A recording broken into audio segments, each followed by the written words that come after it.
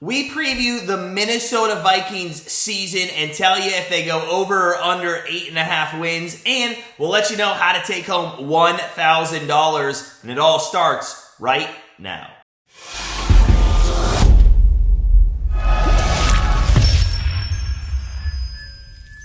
What's going on, everyone? It's Matt from Grandstand Bettors, and last year we cashed in over 70% of our season win total, so we figured why not run it back here in 2022. Also, our second annual NFL betting contest is happening this year. Sign-ups are open at grandstandbettors.com. It's absolutely free. Make sure you go sign up for your chance to take home $1,000 and other great prizes throughout the season. But without further ado, make sure you hit that subscribe button, smack that like button, because it is time to dive into the Minnesota Vikings season preview. And the Vikings have a season win total of under 8.5 wins. And the days of Mike Zimmer are long behind us. Also, there were rumors that maybe Cousins potentially was going to go to another team in free agency, but he is still going to be leading the charge for this offense. But thank God he has several great stars to help him out, including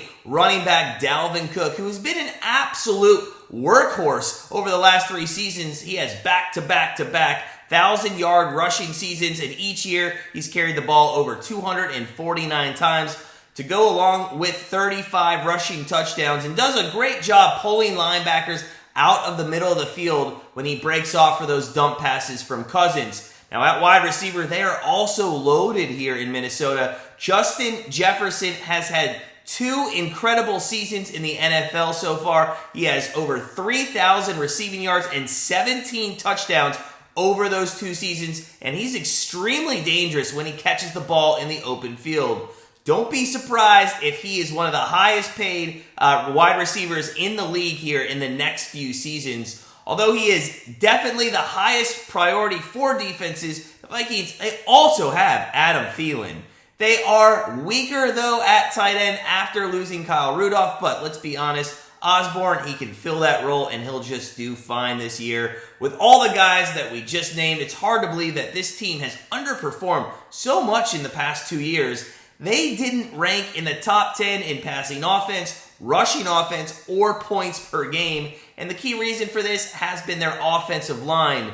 Cousins actually does not get sacked that much because he does a very good job of getting rid of the ball early or throwing it away, which he does a lot. But he was hurried 70 times last season, which was 5th most in the league. And defensive linemen, they break through that line very easily, most notably getting by center Garrett Bradbury on the right side. They have had 17 different right guards start for them in the past 6 seasons, and presumably they hope that Ed Ingram out of LSU, who they drafted in the 59th pick in the draft this year, will fill that position for a while. The fact that Cook has done so well behind that line just shows how good of a back he is, and the better they get, the more chances he's going to have for some big gains. Now, another reason the Vikings have struggled the past few seasons by far is their defense. They've had some great guys on their roster, no doubt, but their secondary was 5th worst in the league last year, giving up 249 passing yards per game.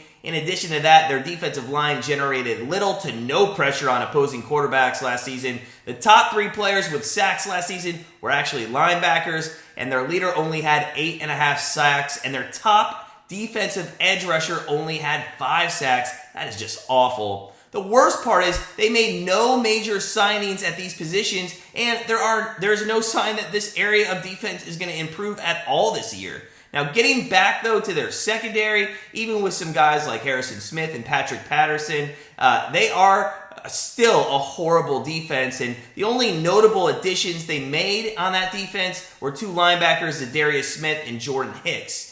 Besides maintaining the relative success that they've had stopping the run, these guys do not provide much help to their quarterback pressure situation or their secondary situation. The Vikings lost 9 games last season, and 8 of them were by 1 possession, and 5 of them were by 4 points or less. That is the difference a very good defense can make in the NFL, and with the defense that the Vikings have right now, we just don't see much changing this season. Their offense, it's going to have to carry them again, but we really have no idea how the offense is going to turn out behind new head coach Kevin O'Connell. What we do know, though, is that with the exception of 2019 when they made the divisional round in the playoffs, the Vikings have not had more than 8 wins in 3 of the last 4 years. Now, with that over-under sitting at 8.5, it's a really close call in our opinion, but behind a new offensive scheme and with an unimproved defense, we're a bit skeptical that taking the over here is going to be a confident pick. So we are going to take the Minnesota Vikings under 8.5 wins. And listen, I know that is probably going contrarian against what a lot of people think, especially with the playmakers of the Vikings, but I just think that they're not going to be able to outscore their defense this year. Now, we have officially started our previews of the NFC, and we're going to continue with the North Division here for the next couple of days. In the meantime, though, don't forget to sign up for that free NFL betting contest over at grandstandbetters.com. Remember, we're giving out great quarterly prizes again this year, and the first place prize is $1,000 of cash. Now, as always, though, sit back, relax, and if you're a Vikings fan, congratulations for keeping Kirk Cousins for one more year.